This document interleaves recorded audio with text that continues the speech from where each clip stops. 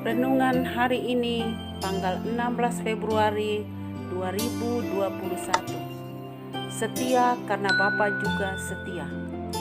Bacaan firman diambil dari 1 Yohanes 4 ayat 1 sampai 5. Saudara-saudaraku yang kekasih, janganlah percaya akan setiap roh, tetapi ujilah roh-roh itu, apakah mereka berasal dari Allah.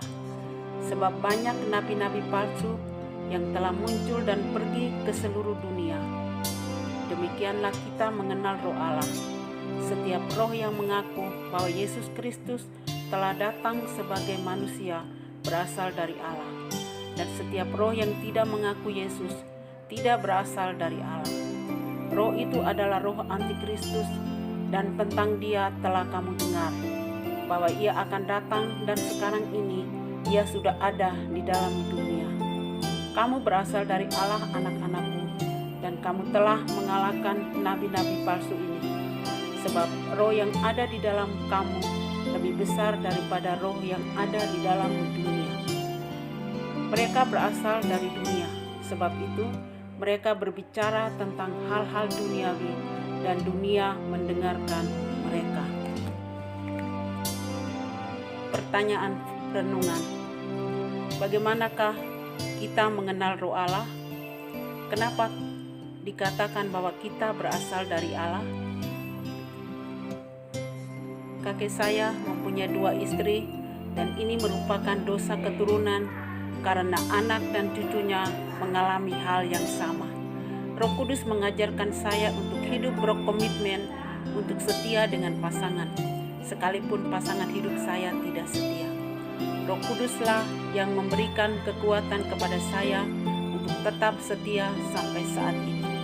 Jika saya sudah mempersembahkan hidup untuk Tuhan, dan saya sudah dibayar lunas dengan darah Yesus yang mahal, maka komitmen saya bersama dengan Roh Kudus yang menjadi penolong buat saya, maka saya tidak mau menyerahkan tubuh pada dosa perjinan lagi, dan akan tetap setia seperti Tuhan Yesus tetap setia.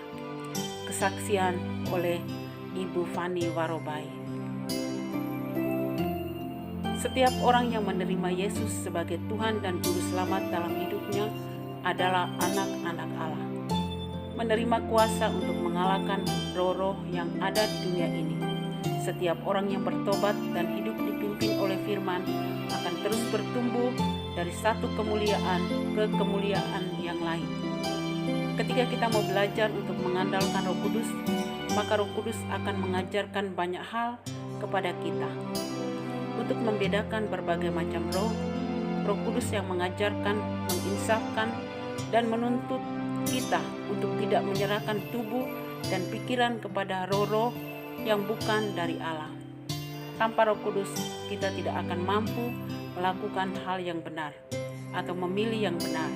Bersyukur kepada Tuhan Yesus yang telah mengutus Roh Kudus sebagai penolong bagi kita umat-Nya yang masih ada dalam dunia ini. Marilah kita berdoa.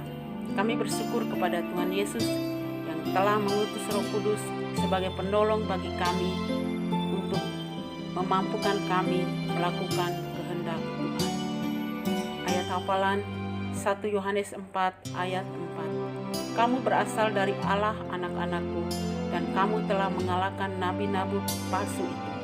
Sebab roh yang ada di dalam kamu lebih besar daripada roh yang ada di dalam dunia.